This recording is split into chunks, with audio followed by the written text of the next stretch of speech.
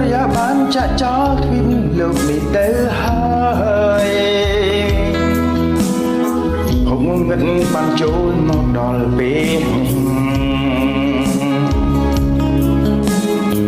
ខ្ញុំចូលកាន់ដល់ទ្វីបលោកខ្ញុំសែនឯកាមើលវងតារារះពោពេញមេឃីស្រាប់តែខ្ញុំចូលក្នុងបន្ទប់